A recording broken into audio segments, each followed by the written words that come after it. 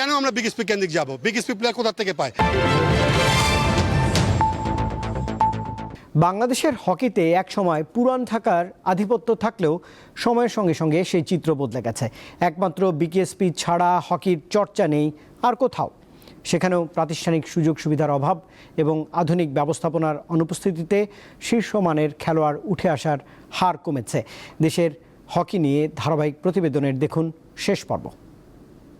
2024 সালের সবশেষ hockey premier লিগে 11টি ক্লাবের হয়ে অন্তত 202 জন খেলোয়াড় অংশ নেন। এর মধ্যে বিকেএসপির বর্তমান ও সাবেক খেলোয়াড়ের সংখ্যা 143 জন, আর 59 জন বিকেএসপির বাইরের ও বিদেশি খেলোয়াড়। 2017 সালের পর বিকেএসপির বাইরে আর কোনো খেলোয়াড় নেই।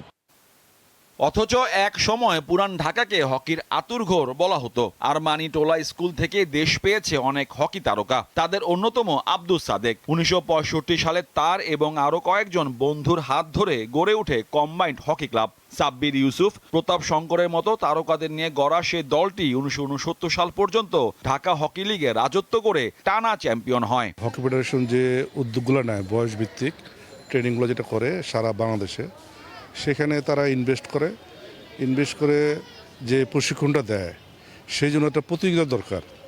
এই প্রতিযোগিতাই প্রতি বছর হয় না, এই জন্যে আমরা এখান থেকে সার্ভিসটা পাচ্ছি না। নিজের উইল পাওয়ারটা আমরা যখনই যেভাবেই যারা কমিটিতে আসেন তারা চেষ্টা করেন, কিন্তু সম্মিলিতভাবে যে একটা চেষ্টা, তার কারণে ওনারা টিম করতে পারতেছেন না। কিন্তু অন্যান্য ইভেন্টের বেলা কিন্তু এগুলো হয় না। হকির জনপ্রিয়তা বাড়লে দেশের অন্যান্য অঞ্চল থেকেও খেলোয়াড় উঠে আসা শুরু করে।